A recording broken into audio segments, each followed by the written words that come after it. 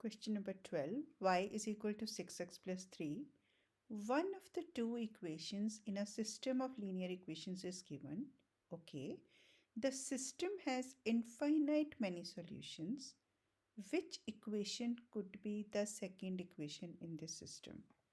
Now, as far as I am guessing, you must have done this in school, that whenever equations are given in standard form, a1x plus b1y is equal to c1 and a2x plus b2y is equal to c2, then algebra wise the ratios should be equal. a1 over a2 is equal to b1 over b2 is equal to c1 over c2. If all the ratios are equal, then this system will have infinite solutions. This is algebra wise. Graph wise, if you draw the equations of the two graphs, like these are just kind of overlapping. Suppose this is the equation of the first graph and the second one will overlap it like this. This is graph wise, right? So one option is that draw this one on your graph, because calculator is allowed there, and check with all these options which lines are like overlapping. That will be the solution. But here using calculator may be not a very good option, because if I use this ratio concept, this question seems to be quite easy. But because you are familiar with the standard form, that's okay. Ratio should be equal, right? So if I see this question, y is equal to 6x plus 3. So here if I compare it with this one, let's say I'm comparing it with a1, y is equal to 12x plus 3, right? So here this one is a1, this one is a2, we can count any. So 1 over 1 is not equal to 6 over 12. So A is not the right answer. Now let's check for B1. If you do the B, right?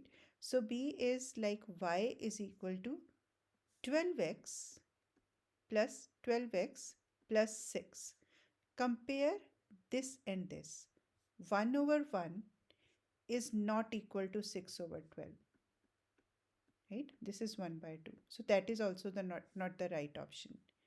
Now if you see this one, here 2 is multiplied, 2 here is multiplied, but 2 is not multiplied with 3, right? So if let's write it this way, 6x plus 3. So this equation will be 2y is equal to 12x plus 3. So yes, this is 1 over 2, correct? 6 over 12 is again 1 by 2, but 3 over 3 is 1. So all the 3 are not equal. So even C is not the right option. D is the right option. And yes, that explanation is correct.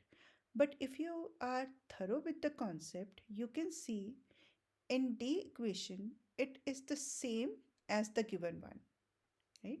The only option is that it is multiplied by 2 on both sides. That means if you cancel this 2, this equation will be exactly same as the given equation. So D is the right option. But even then, I just said the whole concept just to tell you the whole thing. This is kind of a privilege for me to tell the whole concept. Okay, question number 13th. If 6 by 7p plus 18 is equal to 54, what is the value of 7p? This is the main like kind of proper SAT style question. P is not asked. What is asked? 7p. But let's calculate p first. So because 18 is a constant, so we'll do 54 minus 18 first. So 6 by 7p is equal to 54 minus 18. So that is 36. Okay. Now I'll multiply by 7 by 6 on both sides to find p, because that will be cancelled. So p is equal to 42. But what we need 7p is equal to 42. So 7p, p is equal to 42. We need 7p. So we will multiply by 7 on both sides, and that will be 294. So 7p is equal to 294. Always see these kind of questions. You will find that, okay, variable directly is not asked most of the times. So read the question carefully. Now, 14th question I want to do with you. So just pause the video for a minute and try it, right? And once you are done, start it again and check it. Y is equal to 9x plus 12, x plus 7y is equal to 20. The solution to the given system of equation is xy. What is the value of y? Now here y is asked. One equation is in slope intercept form and another equation is in standard form. Now you must have noticed that in this situation substitution method is the most suitable one because we have direct value of y here which we can plug in here. So let's do x plus 7y is equal to 20. X plus 7, y is 9x plus 12 is equal to 20. Now what mistake we can do here? We can do like x plus 7 and oh, we forgot the parenthesis. And here everything will go wrong. So don't forget to put this parenthesis over here. So x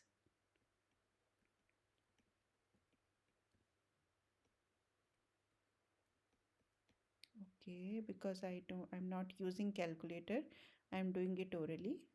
So 64x is equal to 84 minus 20 negative 64 dividing by 64 on both sides, x is equal to negative 1. But what we have to calculate? We have to calculate the value of y.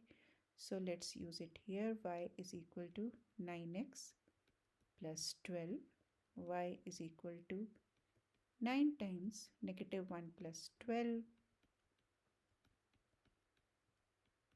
Okay, y is 3. Now I just want to be extra sure because we have the habit that okay, first do the whole paper and then recheck it, right? And so I would suggest that method of rechecking should always be different from the method by which we are solving the question. So because we have calculated the value of y as 3, let's check it's working here or not.